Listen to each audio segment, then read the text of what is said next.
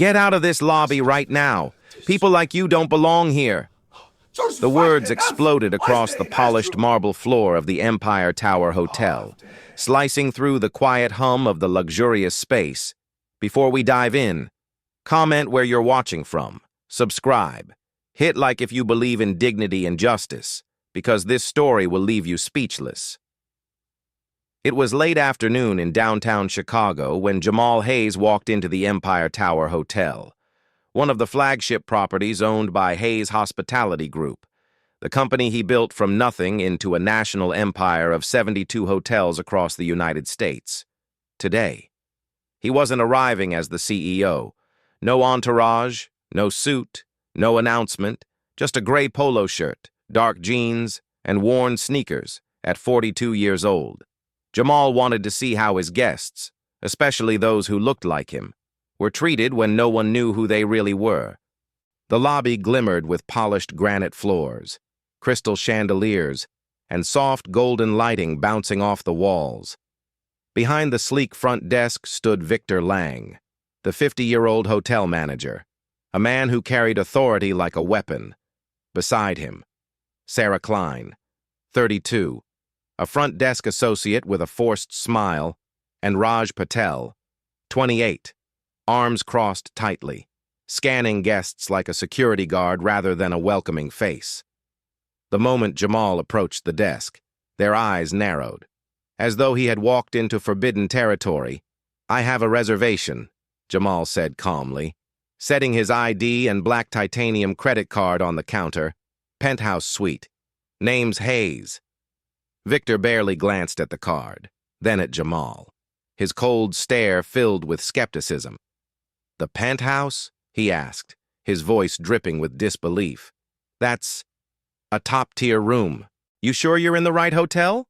Before Jamal could respond, Sarah leaned closer, lowering her voice but loud enough for bystanders to hear. "I've seen this scam before." She picked up the intercom, her tone sharp and commanding. "Security. Possible uninvited guest attempting to access a VIP suite." Across the lobby, Mia Torres, a Miami travel blogger staying at the hotel, nudged her friend Ethan Cole, a content creator known for live streaming trending stories. "Start recording," she whispered. "Something's not right." Ethan's phone clicked live. Within seconds, hundreds of viewers tuned in, watching events unfold in real time. "Excuse me," Jamal said steadily, his voice even, but his jaw tightened. "There must be a mistake. The reservation was confirmed this morning." Victor smirked and picked up Jamal's card, flipping it between his fingers like a trophy. "Oh, I'm sure it was. We've seen plenty of fake bookings before. Fake names, fake cards." He turned to Raj. "Lock it up." Without hesitation, Raj grabbed the card and slipped it into the small safe under the desk. "Card secured," he said with a smirk, his tone mocking. Jamal exhaled slowly, holding back the frustration boiling beneath his calm surface. "That's my personal property," he said firmly. "Return it now." Raj shrugged. "Not until we verify who you are." Sarah, emboldened by Victor's silence, stepped forward and touched Jamal's arm. Pushing slightly, "Sir, I'm going to have to ask you to leave before we involve law enforcement." From across the lobby, Mia's voice cut through the tension. "I'm recording this. You're stealing his property," Ethan whispered as his viewer count surged past 400. "It's going viral right now." Jamal turned to see the growing crowd of guests gathering near the velvet ropes, murmuring and pointing. Some pulled out their phones, filming discreetly. Others shook their heads in disbelief. Among them was an elderly woman clutching a stroller, whispering to her husband, "Why are they treating him like that?" But Victor's tone grew sharper. "Listen carefully," he barked, his voice loud enough for the entire lobby to hear. "We run a 5-star hotel here. We don't tolerate scams. Either you leave quietly, or security will escort you out." Jamal inhaled deeply, forcing himself to stay composed. Every muscle in his body screamed to react. But he knew better. He wasn't just here as a guest, he was here as an observer, testing his own system, his own policies, his own promise of fairness. And right now, that system was failing in front of hundreds, and soon, thousands, of witnesses online. Elena Vargas, the young concierge stationed nearby, hesitated as she scanned the reservation system on her tablet. Her voice trembled as she spoke softly. "Mr. Lang, his name is in the system. The penthouse is booked under Hayes." Victor spun around, glaring at her. "Stay out of this. Elena, you say one more word, and you're done." Jamal's patience thinned. He quietly unlocked his phone and sent a text to Tyrone Brooks, his executive assistant 4 blocks away at Hayes Hospitality headquarters. "It's happening." Tyrone's reply was immediate. "Systems ready. Waiting for your signal." Jamal slid the phone back into his pocket and looked Victor square in the eyes. "I'm giving you a chance," he said evenly. "Verify my reservation. Right now." Victor chuckled, a low, dismissive sound that carried arrogance. "I've been running hotels longer than you've probably been staying in them," he sneered. "I know a fake booking when I see one." Mia called out louder, her voice shaking with anger. "He gave you ID. You have no right to take his card," Ethan whispered into his phone. "Over 800 viewers now. Chat's blowing up."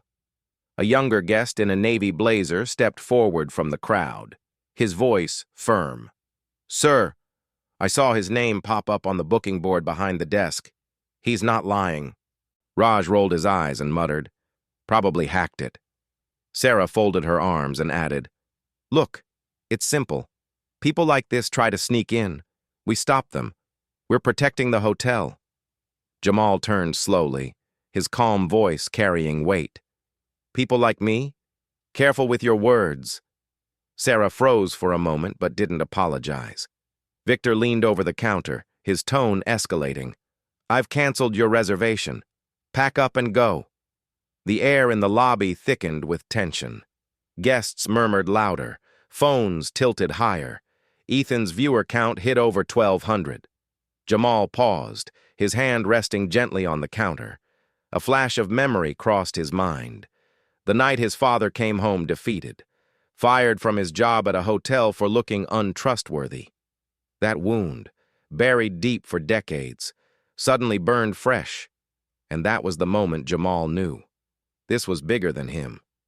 He looked at Victor, his voice steady but sharp as glass. "You're making a mistake you won't recover from." Victor smirked one last time, completely unaware that the man standing in front of him didn't just have a reservation. He owned the entire hotel. And in less than 12 minutes, the power dynamics in this lobby would flip forever. "Security! Fraud alert in the lobby! Remove the guest immediately!" Victor's voice thundered across the marble floor, and the once silent crowd stirred like waves against a storm. The tension inside the Empire Tower Hotel lobby had reached its boiling point. Phones were raised, whispers turned into gasps, and a live-stream audience that had started at a few hundred was now climbing toward 2,000 viewers. Jamal Hayes stood still, his breathing steady, his eyes fixed on Victor Lang, refusing to let the manager's arrogance dictate his next move. Inside, though, a storm brewed, memories of years spent being questioned, doubted, and humiliated for simply existing in spaces he had earned a right to enter. As Victor barked into the intercom again, Jamal's jaw clenched tight. In an instant, he was 18 again, standing in the lobby of a mid-tier Atlanta hotel where he had been kicked out for loitering. Even though he had a confirmed reservation, that memory burned deep. But so did his promise to himself. That one day, he would create a chain of hotels where every guest would be treated with dignity, no matter how they looked or dressed. And yet, here he was, in his own empire, watching that promise crumble before his eyes. Sarah Klein stepped forward, her voice clipped and impatient. "Sir, this is your last chance to leave quietly before we call the police," she said. her fingers hovering above the phone as though daring him to challenge her authority. The subtle shove she gave Jamal's arm was captured instantly on Mia's camera. Did she just put her hands on him? Mia's voice cracked, her outrage spilling into the live stream, five-star hotel treating a paying guest like a criminal.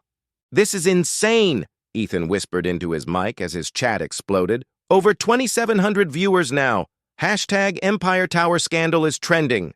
Jamal didn't flinch, didn't raise his voice. Instead, he pulled his phone from his pocket and called Tyrone Brooks, his executive assistant. "Log every word, every action," Jamal said quietly, his tone calm but deliberate. "We're building a record." Tyrone's response was immediate.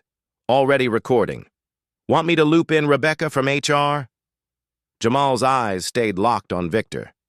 "Not yet," he replied, his voice low and controlled. "One more minute." That was when Raj Patel chimed in, his words sharp as knives. "Stop wasting our time. You're not getting that room. You don't belong here. Go back where you came from." The lobby gasped audibly, several guests exchanging stunned looks. Elena Vargas, the young concierge, couldn't stay silent any longer. "Raj, that's enough," she snapped, stepping forward to stand between Jamal and the desk. Her voice trembled, but her conviction didn't falter. "His name is in the system. I checked it myself. Penthouse suite, booked, paid in full." Victor turned on her like a predator. "Elena, one more word and you're done here," he hissed, his face flushing red. But Elena didn't back down. "I've worked here 4 years," she said, her voice rising just enough to carry across the crowd. "And I've seen this happen too many times. Black guests treated like suspects, families embarrassed, people denied rooms they paid for." Murmurs rippled through the crowd, and Mia whispered to Ethan. "She just blew the lid off this," Ethan muttered. "Viewers passing 4,000. This is about to explode." Jamal's composure remained unshaken, but inside, his heart pounded hard against his ribs. He'd been here before, different faces, different cities, but the same prejudice, the same assumptions. That old wound of watching his father lose his job for looking untrustworthy pulsed like it had just happened yesterday. He had built Hayes' hospitality group to erase those biases. And yet, standing here now, it was obvious the rot ran deeper than policies and slogans. Victor slammed the desk with his palm, his patience unraveling. "I've had enough," he barked. "Security! Now!" Behind him, 2 uniformed guards approached cautiously, sensing the tension in the room, but before they could step closer, Mia's voice rose, sharp and clear. "Don't touch him. Everyone's watching. Over 5,000 people are live streaming this right now." The guards froze mid-step, glancing at each other nervously. Victor's face twisted into something darker, frustration mixed with fear. But his pride wouldn't let him back down. "I don't care who's watching," he snarled. "This hotel has standards, and we don't let just anyone waltz in here flashing fake cards and fake names." Jamal raised his chin slightly, his calm gaze piercing through Victor's anger. "Verify the reservation," he said softly. But the weight behind the words was undeniable. "Check the system. Do your job." Sarah crossed her arms tightly, scoffing under her breath. "People like this always have excuses," she muttered, forgetting her mic was still on. The live stream chat erupted instantly. Ethan read aloud. Comments are blowing up. "Fire them. Discrimination lawsuit incoming. Cancel Empire Tower." It's everywhere. Elena took a step closer to Jamal, lowering her voice so only he could hear. "Sir, I know who you are," she whispered, her eyes darting nervously toward the growing crowd. "But I won't say a word unless you want me to." Jamal gave her the slightest nod, grateful but focused. This wasn't about revealing his identity. Not yet. This was about seeing, recording, and proving. Then, Raj made the fatal mistake. "You think you can intimidate us with some story? You're nothing here. Nothing." He spat, his words dripping with contempt. Jamal finally turned his full attention on him, his voice smooth but cutting. "I built this," he said quietly. The words deliberate and sharp. "Every chandelier, every tile on this floor, every door in this building exists because of me." Raj laughed mockingly, shaking his head. "Yeah, right. You? The owner? Prove it," Ethan whispered again into the mic. 10,000 viewers now. This is insane." A well-dressed guest in a charcoal suit stepped forward from the crowd, his voice steady and firm. "I saw him on Forbes last month," he said loudly enough for everyone to hear. "That's Jamal Hayes, the CEO of Hayes Hospitality." The entire lobby seemed to freeze. Gasps echoed softly. Sarah blinked, her confidence cracking. Victor's face paled for the first time. "That's impossible," he muttered under his breath, fumbling to unlock the reservation system on his terminal. And there it was, in bold capital letters: Hayes, Jamal, Penthouse Suite, VIP status confirmed. Victor stared at the screen, his hands trembling slightly, but his pride kept him silent. The crowd erupted in whispers, phones shaking as guests captured every reaction. Mia's voice trembled with a mixture of relief and triumph. "He owns this place," she whispered into her mic, "and they've been humiliating him for 10 straight minutes." Jamal didn't smile. He didn't gloat. He simply looked at Victor, his calm voice carrying across the stunned lobby. "Now, would you like to try that again? You've got 30 seconds to apologize before this goes places you can't recover from." Jamal's voice was calm, steady, and measured, but every syllable landed like a thunderclap in the silent lobby. Victor Lang swallowed hard, his bravado starting to fracture.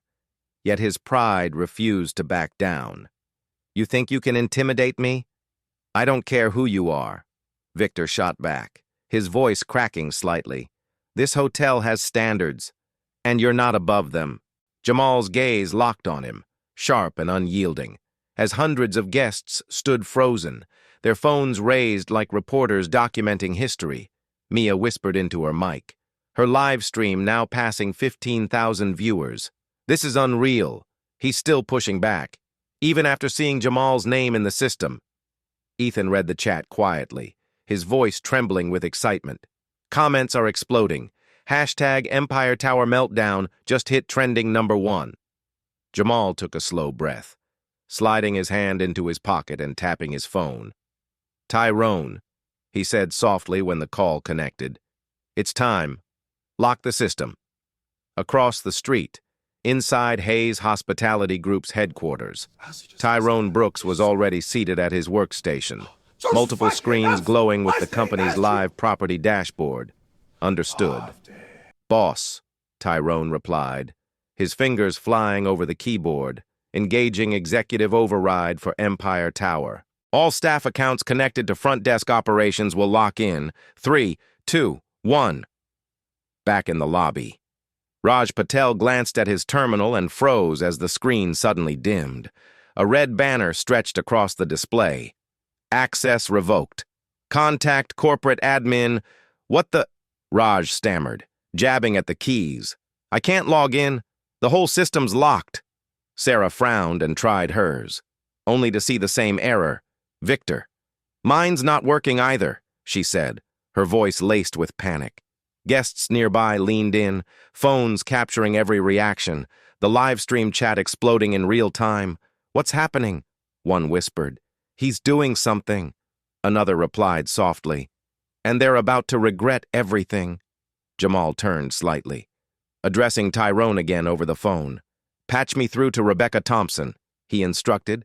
Rebecca, head of HR for Hayes Hospitality, answered almost instantly, her voice calm but firm. "I'm here. Jamal. Ready when you are." Jamal's eyes swept across the faces behind the counter, landing on Victor. "Effective immediately," he said, his tone controlled but cutting. "Terminate Victor Lang, Sarah Klein, and Raj Patel for gross misconduct and discriminatory practices. Lock their badges, remove their system access, process formal separation, record every word for the legal audit." Rebecca's voice was crisp, echoing through the call speaker loud enough for those around him to hear. Terminations confirmed. All 3 employees are now locked out of Hayes Hospitality Systems. Mia gasped into her mic, her voice trembling. Did you hear that? He just fired the hotel manager and 2 staff. Live. In front of everyone, Ethan whispered to his chat. 23,000 viewers. This is insane. The ripple through the lobby was instant. Gasps, murmurs, even a few cheers. Sarah's face drained of color as she clutched her badge, staring down at the flashing red light on the scanner by the desk. It's deactivated, she whispered, her hands trembling. Raj slammed his palm on the counter, his voice sharp with panic. You can't do this! You can't just walk in here and… Jamal cut him off without raising his voice. I built this. I can. And I just did. Victor's jaw tightened, his pride finally cracking. This is illegal, he shouted, his voice desperate now. You can't fire us without notice. Jamal's eyes met his, steady and unwavering. Not only can I fire you, he said, his voice soft but razor-sharp, but I can ensure you never work in hospitality again. We have a zero-tolerance policy for profiling, and you just gave me a perfect case study. Elena Vargas stepped forward hesitantly, placing herself beside Jamal as if drawing a silent line between him and the 3 terminated staff. Mr. Hayes, she said softly, her voice careful but clear. The penthouse is ready. Would you like me to escort you upstairs? Jamal nodded slightly but kept his eyes on Victor. No, he said quietly. I'm staying right here for now. I want everyone watching to hear this. He turned slightly toward the crowd, his voice carrying across the marble floor like a steady drumbeat. This isn't just about me. This is about every guest who's ever been judged by their appearance instead of their reservation. Every person treated like a suspect instead of a customer. Phones in the crowd tilted higher, guests murmuring words of support. Ethan whispered to Mia. 30,000 watching now, Twitter's exploding, hashtag Hayes owns Empire just went global. Sarah finally broke, tears welling in her eyes as she whispered, Victor told us to screen people like this. He trained us to question anyone who didn't look the part. Her confession hung heavy in the air. A dagger pointed straight at Victor. He spun toward her, his voice cracking. That's a lie, he shouted. But the damage was already done. Guests began murmuring louder, their anger swelling into the open. One man in a tailored suit raised his voice. I've stayed here 6 times and always felt uncomfortable. Now I know why. A young mother pushing a stroller spoke up. Last month they made me show my ID 3 times before giving me my room key. I thought it was just me. Mia turned her camera toward the crowd, her voice urgent and raw. This isn't an isolated incident. People are speaking up now. This goes way deeper than one bad manager. Jamal glanced toward Tyrone, his voice low but firm. Pull the last 24 months of complaint data for this property, he said. I want every single incident flagged and logged, Tyrone replied instantly. Already working on it. Early numbers are ugly. More than 60 verified guest complaints linked to profiling and inappropriate treatment. The crowd gasped collectively, their murmurs now replaced by stunned silence. Jamal took a step forward, his presence commanding yet calm. Empire Tower has failed its guests, he said evenly. But let me be very clear. This ends today. Ethan's livestream viewer count passed 42,000. Chat messages flooding in at lightning speed. Fire them all. Boycott Empire Tower. Hayes is a legend.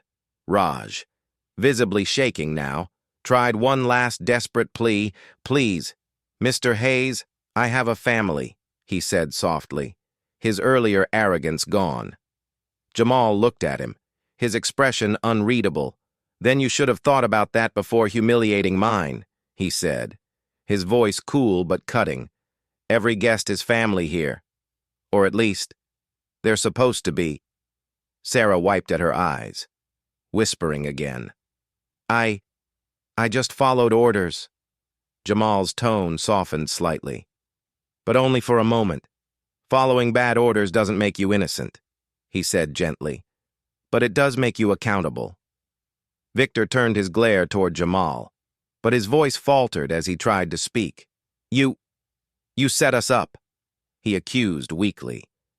Jamal shook his head slowly. No, he said evenly. I gave you an opportunity. And you failed your own standards. You didn't just disrespect me, you disrespected this entire company and the values it was built on. Elena's voice broke the silence. Steady and clear, Mr. Hayes. HR just confirmed. Their system access, payroll, and benefits have all been frozen. Jamal nodded once. His decision final. Escort them out, he instructed calmly. 2 security guards, the same ones Victor had summoned minutes earlier, hesitated briefly before stepping forward. Raj lowered his head in defeat. Sarah sobbed quietly, and Victor clenched his fists, glaring at Jamal one last time before storming toward the exit. The crowd erupted in murmurs, some clapping softly, others recording as the 3 disgraced employees walked past them. Mia's live stream spiked to 55,000 viewers, Ethan whispering breathlessly, "This is history in the making. He just fired an entire front desk team in 12 minutes. Live." Jamal turned back toward the stunned guests, his voice firm yet reassuring. "If anyone here has ever experienced anything like this," he said, scanning the crowd slowly, "I want you to report it. Today. Right now. Every single story will be heard, and every single issue will be resolved." Applause broke out. Quiet at first, but quickly spreading through the lobby, blending with the distant sound of phones buzzing as notifications exploded across social media. Jamal took a deep breath, his gaze lifting toward the grand chandelier overhead, as if silently promising himself, and everyone watching, that this moment wasn't just a personal victory, it was the start of something much bigger, and though no one realized it yet. The fallout from this 12-minute confrontation was about to reshape the entire hospitality industry. The lobby of the Empire Tower Hotel was no longer silent. It pulsed with whispers, camera shutters, and the steady hum of thousands of notifications chiming from guests' phones. 55,000 people were watching the live stream in real time, and that number was climbing fast. Jamal Hayes stood in the center of it all, calm and composed, but his presence carried a gravity that demanded attention. Moments ago, he had fired 3 employees on the spot, the manager Victor Lang, and front desk staff Sarah Klein and Raj Patel. And now, the ripple effect was beginning to spread far beyond the polished marble floor. "He owns this place," a voice whispered from the crowd, the words tumbling from one guest to another until the entire lobby buzzed with the revelation. People were still in shock, trying to reconcile the casually dressed man in a gray polo and sneakers with the CEO of a 72-hotel empire, Mia Torres, clutching her phone tightly, turned to her live stream audience. "If you're just joining us," she said breathlessly, "the man they just humiliated, accused of fraud, and tried to kick out of the penthouse suite is Jamal Hayes, the owner, the CEO, and they just lost their jobs live in front of everyone." Ethan Cole leaned closer to Mia's mic, his voice cracking from adrenaline. "Viewer counts pushing 70,000, he whispered. "Twitter, Reddit, TikTok, everything's blowing up."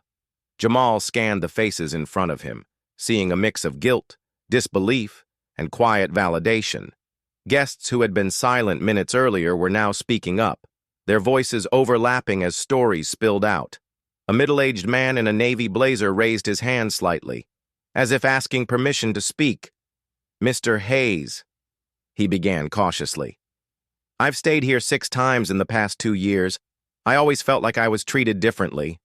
I thought maybe it was in my head, but now I know it wasn't." A young mother holding her toddler nodded quickly, her voice shaking as she stepped forward. "They made me show my ID 3 times last month." She said, "I had a reservation, but they kept saying something didn't match. I was embarrassed in front of everyone.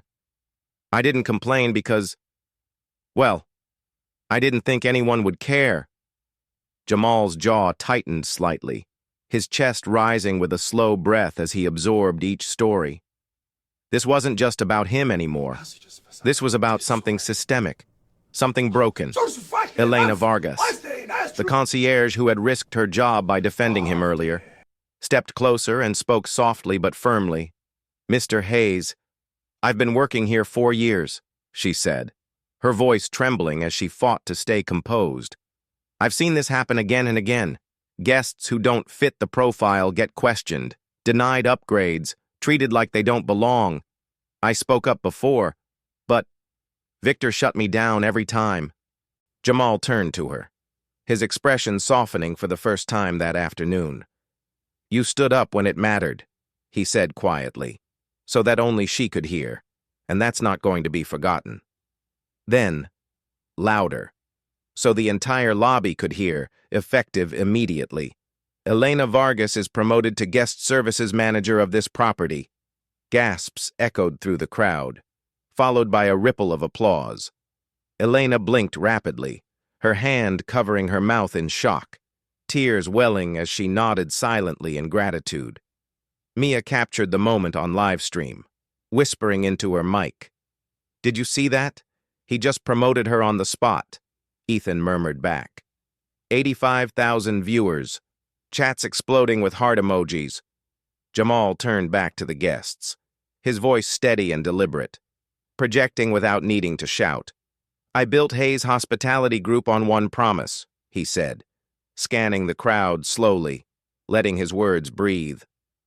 "Every guest, no matter who they are, where they come from, or what they look like, deserves to be treated with dignity and respect. Today, this property failed to deliver on that promise, and I take responsibility for that failure."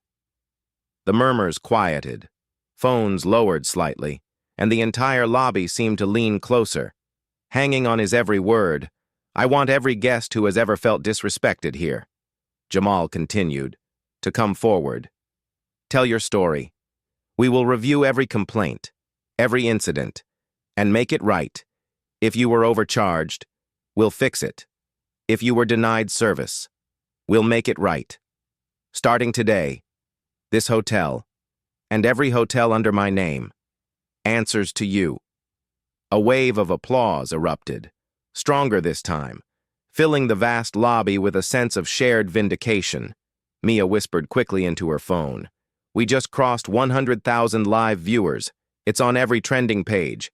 Hashtag Hayes Reform is already going viral," while the crowd cheered. Jamal stepped aside for a moment and called Tyrone Brooks, his executive assistant, who was still monitoring the situation from headquarters. "Status?" Jamal asked quietly.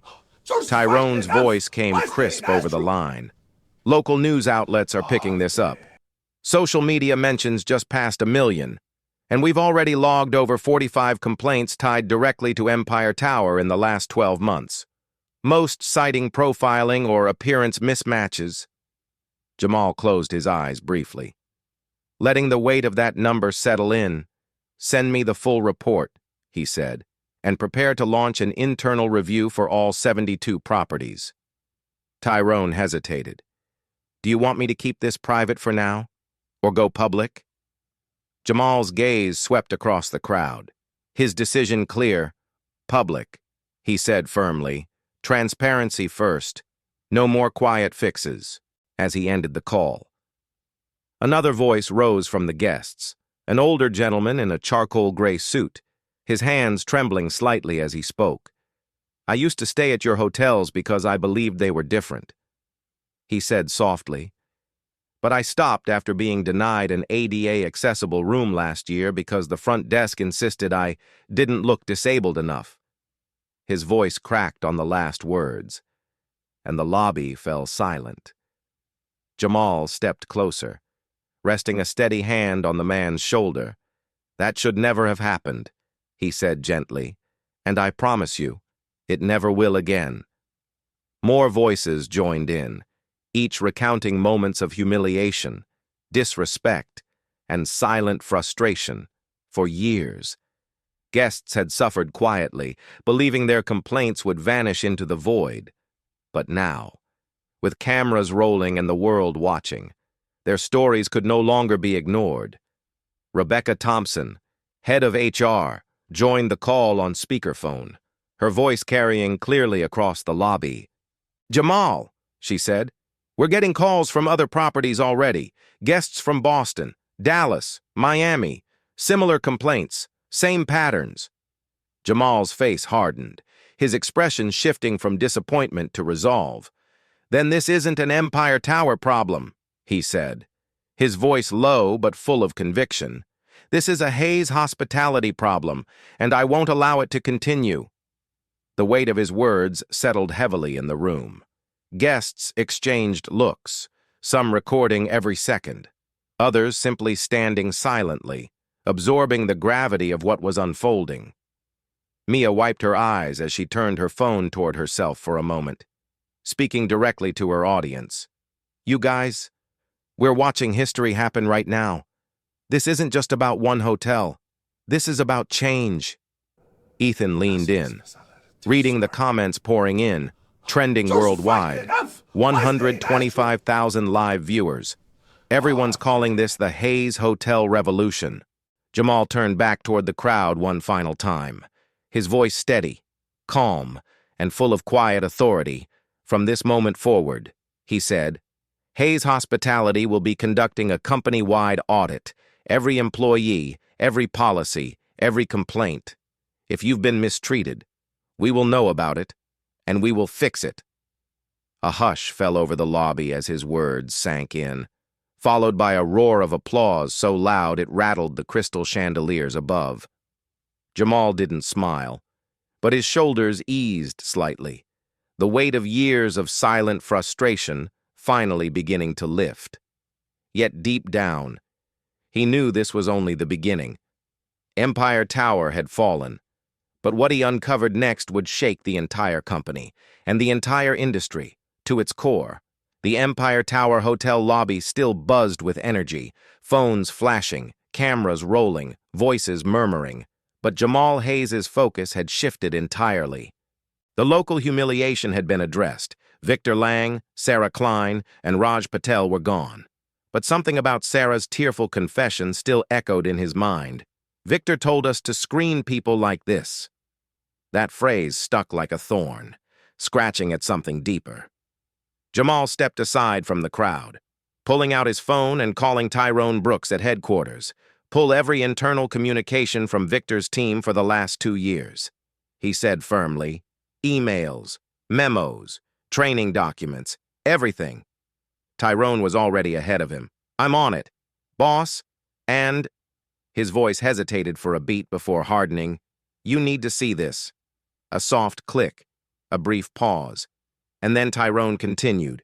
"I've cross-referenced all guest complaints tied to Empire Tower against training directives. There's a pattern." Jamal's brows furrowed. "What kind of pattern?" Tyrone's voice sharpened. "A coded list.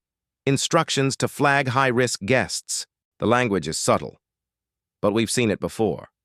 Profile mismatched appearance with reservation tier. Translation: anyone who didn't look wealthy enough for the room they booked got extra scrutiny." Jamal's jaw tightened. "Who signed off on that?" Tyrone's reply came crisp and cold. "All arrows point to Harold Jenkins." The name landed like a gut punch. Harold Jenkins, the former regional director overseeing the Chicago, Dallas, and Miami clusters, retired 18 months ago. But he had been with the company for over 2 decades. Jamal had once trusted him implicitly, but now the truth was cracking open like a dam. "Send me his file," Jamal said, his tone low, measured, but laced with restrained anger. Tyrone tapped rapidly in the background. "It gets worse." He continued. "Empire Tower isn't the only property following this playbook. Early scans show at least 11 hotels using the same criteria, most of them under Harold's supervision before he left." Mia, still live streaming nearby, caught Jamal's tense expression and whispered into her mic. "Something's happening. He just got news from corporate." Ethan leaned closer, scanning his phone. 98,000 live viewers. He murmured, trending worldwide. Hashtag Hayes audit is climbing fast. Jamal turned, his voice steady but sharp. Addressing Tyrone again, expand the scope, he ordered. Full company-wide audit. All 72 properties. I want reports from every regional director on my desk by midnight. Tyrone didn't hesitate. Understood. But you should also know this. Jenkins left behind a network of managers who still follow his methods. If we dig into this, we'll probably expose more than just Empire Tower. Jamal's eyes scanned the lobby, locking briefly on Elena Vargas, now promoted to guest services manager, who was helping a young mother calm her toddler after recounting her story. He saw the quiet fear in other guests' faces, their voices trembling as they admitted they'd suffered similar treatment before. He thought of his father, coming home decades ago after losing his job for looking untrustworthy. And the fire inside him burned hotter than ever. Good, Jamal said finally, his voice low but resolute. It's time to tear this out by the roots. Tyrone's voice carried back through the line. I'll get Rebecca looped in to prepare HR notifications and legal briefings. This won't stay quiet. Jamal, we're talking lawsuits, media coverage, maybe even federal oversight. Jamal exhaled slowly, the weight of his next move settling on his shoulders. Then we don't hide from it, he said. We lead it. As he ended the call, Mia stepped forward cautiously, her phone still streaming. Mr. Hayes, she asked softly, are you saying this isn't just an Empire Tower issue? Jamal turned to face her, his voice measured but firm enough to carry across the growing crowd. No, he said. This is bigger than one hotel. What happened here today is a symptom of something deeper, a culture that's been allowed to grow in the shadows. But starting now, we shine a light on every corner. The crowd murmured, some nodding, some clapping quietly. As his words settled over the room like a promise, Ethan whispered into Mia's mic. 115,000 live viewers now. People are calling this the start of a revolution. Jamal pulled out his phone again and called Rebecca Thompson, head of HR, who joined the line immediately. Rebecca, he said, draft an internal memo for all staff. Every single employee needs to know this investigation is happening, and they need to know why. Make it clear. Zero tolerance for profiling, zero tolerance for discrimination, and full transparency going forward. Rebecca's voice was steady and unwavering.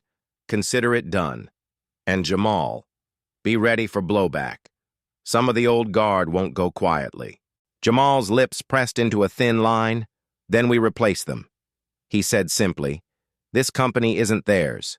It belongs to the guests we serve. Across the lobby.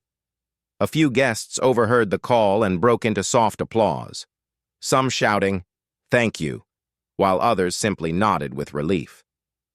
Elena stepped closer to Jamal, lowering her voice so only he could hear, this is going to change everything, isn't it?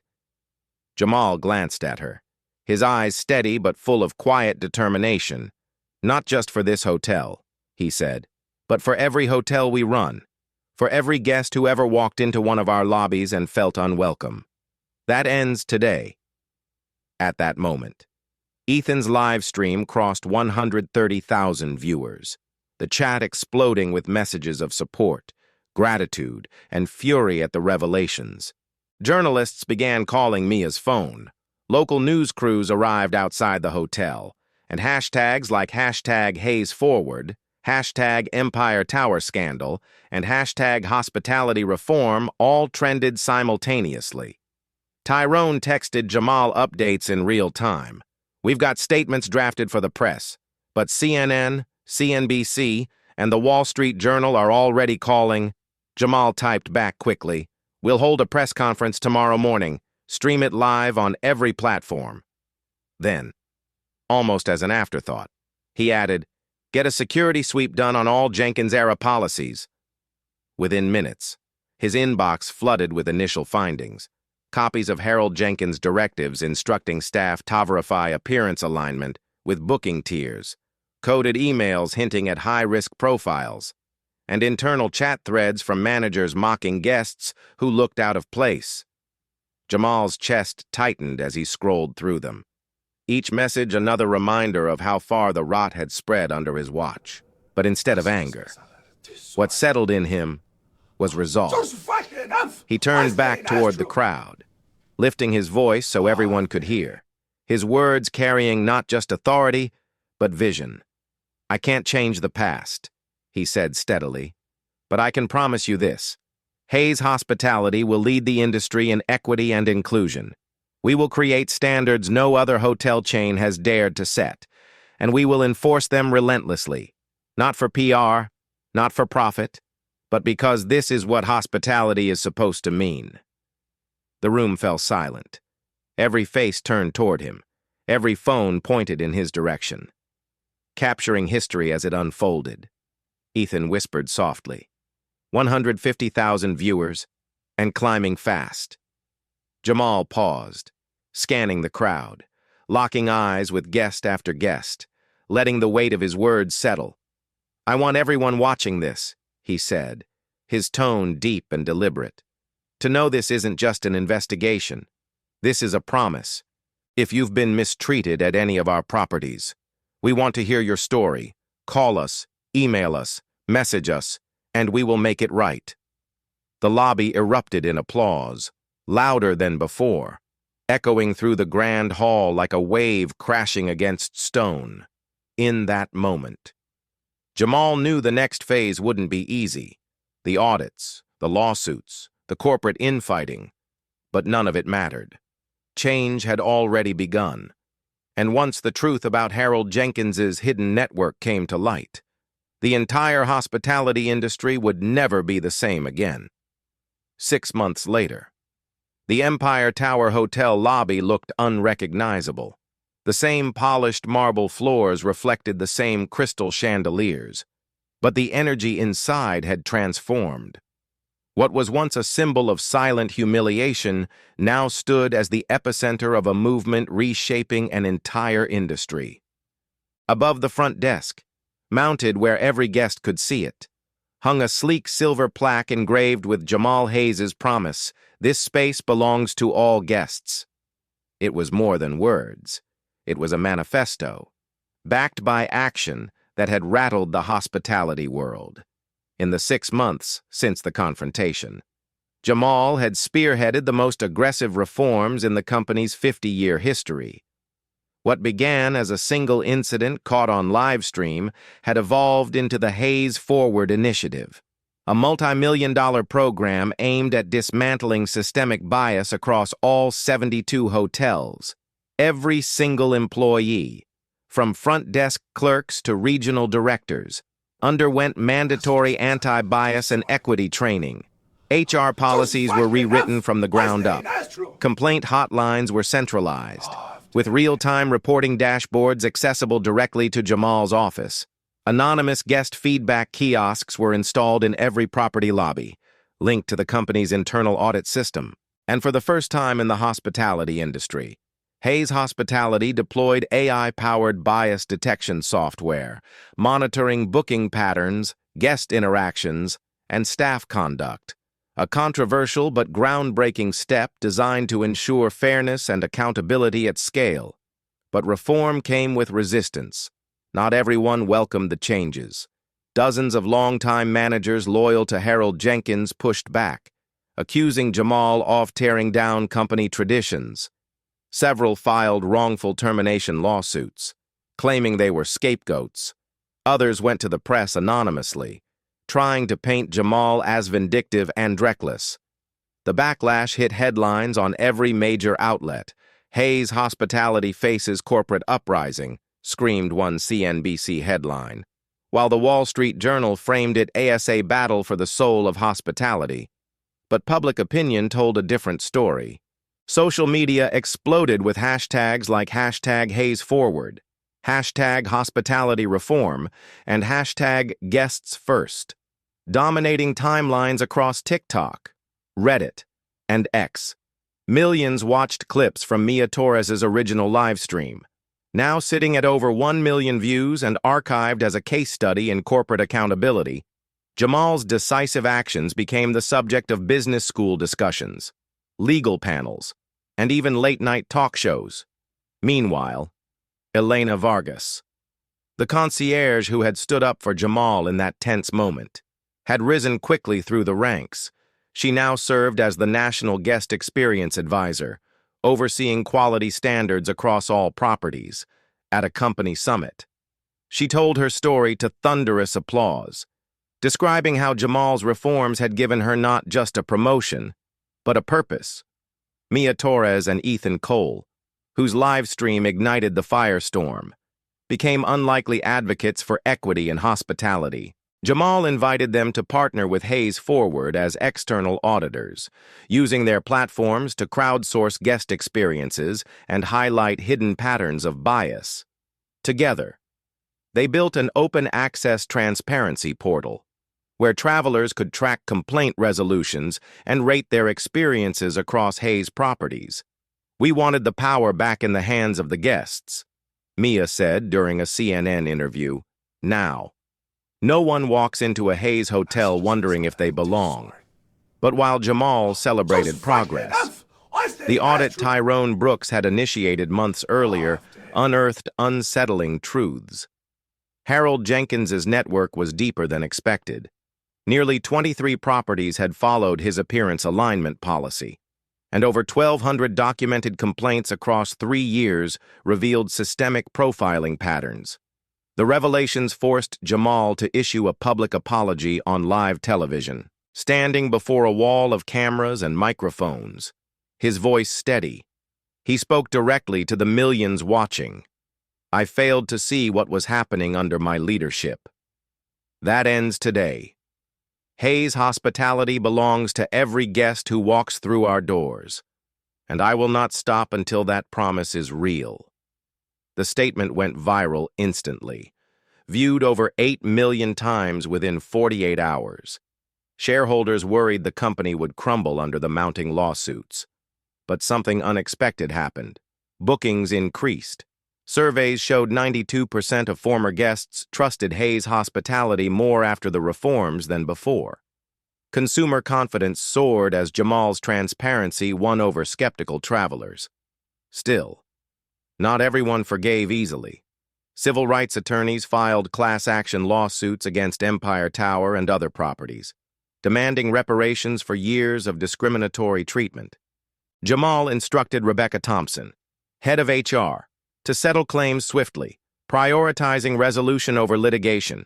"We're not fighting the people we failed," he told her in a private meeting. "We're rebuilding with them." By mid-year, Hayes Hospitality launched the Hayes Equity Council, a diverse advisory board made up of former guests, civil rights advocates, and independent watchdog groups. This council reviewed every policy change before implementation, ensuring no blind spots remained. And the Hayes Forward initiative expanded beyond internal reforms. Jamal pledged $25 million toward scholarships for underrepresented students pursuing careers in hospitality management, creating a new generation of leaders who reflected the diversity of the guests they served. The ripple effect reached far beyond his company. Rival chains like Marriott, Hilton, and Hyatt announced their own equity programs within months, citing Hayes Forward as the industry benchmark. CNBC called ETA Hospitality Reckoning, while Business Insider dubbed Jamal the CEO who rewrote the rulebook. But inside Jamal's office overlooking downtown Chicago, the man himself remained focused and relentless. Tyrone Brooks handed him a new report showing a 74% drop in guest complaints since reforms rolled out. But Jamal's eyes were already on the next target, eliminating the last remnants of Harold Jenkins' policies across the network. "We're not done," he said quietly, almost to himself. At the next shareholder summit, Jamal addressed the boardroom, his voice carrying the same calm authority he had shown in the Empire Tower lobby 6 months earlier. "We don't measure success by occupancy rates anymore," he said, pausing as the room fell silent. "We measure it by trust." The statement drew a standing ovation, not just from shareholders but from employees watching the live stream company-wide. By now, Hayes Hospitality wasn't just surviving the scandal, it was thriving. The company's stock rebounded stronger than ever. Bookings reached record highs, and Jamal's reforms were studied globally as a model for transforming customer-first cultures. And yet, Jamal knew the battle wasn't over. In a quiet moment late one evening, standing in the very spot of the Empire Tower lobby where it all began, he watched guests check in freely, smiling, unburdened. Elena walked past, greeting a family with warmth and ease, and Jamal allowed himself a rare, small smile. For the first time in decades, he felt his father's shadow lift. The memory of that night his father came home, fired for looking untrustworthy, finally finding peace through the change he had fought so hard to create. What began as 12 minutes of humiliation had grown into a movement that reshaped an entire industry. And Jamal Hayes, the man once doubted in his own hotel, now stood as the architect of a new standard, one where dignity wasn't an exception, but the rule, and hospitality finally lived up to its name. 6 months after the Empire Tower incident shook the hospitality industry, Jamal Hayes stood on the grand stage of the Global Hospitality Leadership Summit in New York City. Thousands filled the hall, and millions more watched the live stream worldwide. The giant screens behind him displayed the bold silver emblem of Hayes Forward, the initiative born from one humiliating encounter that sparked a revolution. As the applause faded, Jamal stepped to the microphone, his voice steady, calm, and resonant. 6 months ago, he began, I walked into one of my own hotels dressed like any other guest. No entourage, no suit, no title. And within 12 minutes, I was profiled, accused, and humiliated in front of strangers. A hush fell over the crowd as he paused, letting the weight of his words settle in those 12 minutes. I was reminded of something I learned as a boy on Chicago's South Side. He continued softly. Dignity isn't given, it's assumed, until someone decides you haven't earned it. Behind him, images of that day appeared on the screens, clips from Mia Torres's viral live stream, now viewed over 15 million times. The crowd stirred as Jamal gestured toward the footage. What happened that day wasn't about one hotel, or 3 employees, or even me. It was about a system, a quiet, dangerous culture that had been allowed to grow unchecked, a culture where appearance decided worth, where stereotypes determined service, where dignity came with conditions. That ends today. The audience erupted in applause, but Jamal raised his hand gently, calming them. We didn't hide from our failures, he said firmly. We faced them, we investigated them, and we acted. He outlined the sweeping reforms Hayes Hospitality had implemented. Mandatory anti-bias training for over 1,000 employees, the installation of anonymous guest feedback systems in all 72 hotels, the creation of the Hayes Equity Council, and the deployment of AI-driven monitoring tools to identify patterns of discrimination in real time. We didn't stop at apologies, Jamal continued, his voice strong but measured. We changed the rules. As he spoke, the screens displayed before and after statistics, a 74% drop in guest complaints, a 92% increase in trust ratings, and record-breaking bookings across every region. And this isn't just about our company, Jamal added, his tone softening. It's about an entire industry waking up to its responsibility. Because hospitality isn't just about rooms and reservations, it's about belonging. The cameras panned across the audience. Executives, hotel owners, civil rights advocates, and travelers, many wiping tears from their eyes. Elena Vargas, sitting in the front row, smiled through quiet emotion as Jamal acknowledged her. I want to thank those who stood up when it wasn't safe, he said warmly.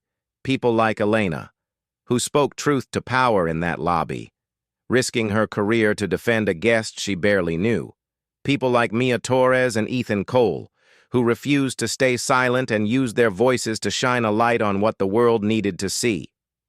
The camera cut to Mia and Ethan, seated side by side, visibly moved as the audience applauded loudly. Jamal's gaze swept across the crowd, his voice dropping slightly, becoming more intimate, as though speaking directly to each viewer watching live. But I also want to speak to everyone who has ever walked into a place, a hotel, a bank, a restaurant, and felt unwelcome. To everyone who has ever been judged before they were heard. To everyone who's been made to feel small in spaces they had every right to be. I see you, I hear you, and I promise you, this fight isn't over. A silence fell over the hall, deep and unbroken, as Jamal paused, letting the weight of his words breathe. Then he delivered the heart of his message, the line that would dominate headlines and hashtags for days to come. Hospitality begins with assumed respect, he said slowly, deliberately, each word echoing across the vast chamber. Not earned respect, assumed. Until you give me a reason to doubt you, I will treat you like you belong here, because you do. The audience rose in unison, thunderous applause shaking the hall, but Jamal's expression remained humble, grounded. The Hayes Forward Initiative isn't just a program. He continued once the applause softened. It's a promise that every guest, no matter their race, their background, their clothes, their bank account, walks into one of our hotels and feels one thing above all else: dignity. He gestured toward the silver plaque on the screen, the same one hanging in every Hayes hospitality property worldwide. This space belongs to all guests. Those aren't just words, he said. They're a contract, as Jamal concluded. The audience stood in prolonged ovation. Reporters scribbled furiously, and social media platforms flooded with messages of support. Mia's livestream counter ticked past 22,000 live viewers, while hashtags like #HayesForward, #DignityFirst, and #HospitalityRevolution trended globally, outside the summit. Cameras flashed as news anchors prepared breaking reports. Inside, Jamal took a quiet step back from the podium, allowing the moment to belong not to him, but to everyone who had ever been silenced, doubted, or dismissed. For Jamal, this wasn't about revenge against Victor Lang, Sarah Klein, or Raj Patel. It wasn't even about the viral moment that started it all. It was about his father, who decades ago had come home from work defeated, fired for looking untrustworthy. It was about every guest who had walked into a lobby and wondered if they belonged. And it was about rewriting what hospitality meant, not just for Hayes, but for an entire industry. That day, Jamal Hayes didn't just reclaim his dignity, he gave it back to millions. And as the lights dimmed and the summit closed, one truth was undeniable. What began as 12 minutes of humiliation had become a movement, a lasting legacy that would shape the future of hospitality for generations to come. Thank you for watching. If you believe everyone deserves respect, please like, subscribe, and comment where you're watching from.